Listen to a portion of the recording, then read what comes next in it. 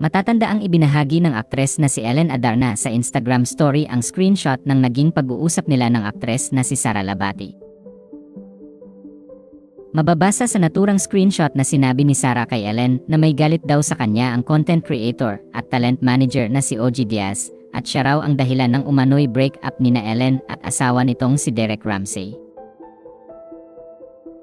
Sinabi kasi ni OG sa episode ng online show sa YouTube na OG Diaz Showbiz Update noong October 24, 2025 na may kinalaman umano si Sara sa pagkakaroon ng lamat sa pagsasama ni na Ellen at Derek. Ayon kay OG, may napupusuan umanong bahay si Ellen, ngunit hindi raw pabor si Derek doon dahil sa napakamahal na presyo ng bahay. Sa parehong screenshot ay naglagay ng mensahe si Ellen para kay OG. Nilinaw ng aktres na hindi house agent si Sara dahil wala raw iyon sa skill set nito at siya mismo ang bibili kung sakaling gusto niya na talagang bumili ng bahay. Kaya naman sa bagong episode ng OG Diaz Showbiz Update ay nagbigay ng reaksyon si OG tungkol sa mga sinabi ni na Sara at Ellen. Hindi naman kinumpirma ni OG Diaz na hiwalay na sina Ellen at Derek dahil kay Sara, bagkus ay tinatanong nga niya sina Ellen at Sara kung totoo nga ba ang tungkol sa bahay batay rin sa tanong ng source ni OG na nagtatanong din. Ay naku, maisingit ko lang mamaloy, no? Dahil nga eto na viral na naman si Ellen Adarna dahil pinost niya at lahat ay tinatag tayo, no? Ito yung may kinalaman doon sa isang video kung saan inilabas natin na mayroong isa tayong source na gusto niyang ipatanong natin kay Ellen kung totoo bang naganap ito. Alin ito? Ito yung isa sa mga dahilan daw ng di umano'y pag-aaway o misunderstanding ni Derek at ni Ellen. Yung paghirit ni Ellen na ibili siya ng bahay worth 500 million pero pwede nang makuha ng 350 million. At ito nga tinanong din ng aking source kung may kinalaman dito si Sara Labati dahil si Sara daw ang nagbebenta ng property kung saan meron daw itong komisyon na makukuha. Wala naman tayong kinonfirm. Tinatanong nga natin doon sa vlog kung gaano ito katotoo.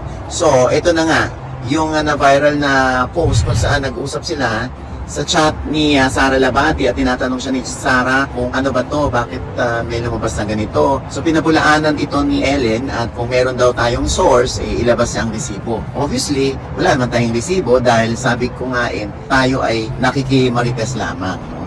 Anyway, so idininay ni Ellen, hindi ito totoo.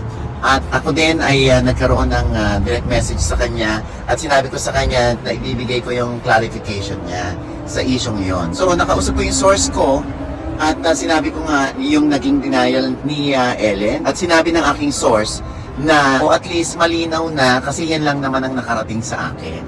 So malinaw na yon at syempre tayo ay na-bash na naman at hindi raw tayo mapagkakatiwalaan sabi ng ibang netizen. Okay lang naman yun.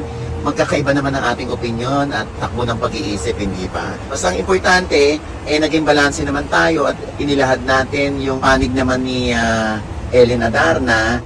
Nilinaw naman ni OG na wala raw siyang galit kay Sara dahil pinalalabas nga ni Sara na baka may galit umano si OG sa kanya.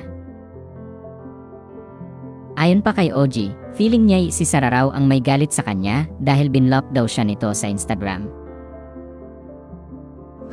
At dito kay Sara Labati, tinatanong niya kung may galit ako sa kanya. Wala akong galit sa iyo, Sara. Kung gusto mo, kung willing ka din, open naman ako for one-on-one interview with you. Nagkataon lang na feeling ko ikaw may galit sa akin kasi ako yung binlock mo sa IG. Ako wala akong galit. Promise. Oo. Kung type mo nga magpa-interview sa akin, willing akong bigyan ka ng pagkakataon. At sana bigyan mo rin ako ng pagkakataon na makapanayam ka. Marinig ko rin ang panig mo tungkol sa mga issue na involved ka din. Sa ngayon ay wala pang tugon si Sara Labati tungkol sa tanong sa kanya ni OG Diaz. Ayon sa ulat ng Bandera, nasa Amerika si OG para sa premiere night ng pelikulang How to Get Away from My Toxic Family. Samantala, ipinost ng aktor na si Derek Ramsey sa kanyang Instagram account ang isang video kung saan makikita ang sweet moments nila ng anak niyang si Lily habang karga-karga niya ito. Nakapiling na muli ng aktor ang kanyang anak matapos umabsent sa first birthday celebration nito.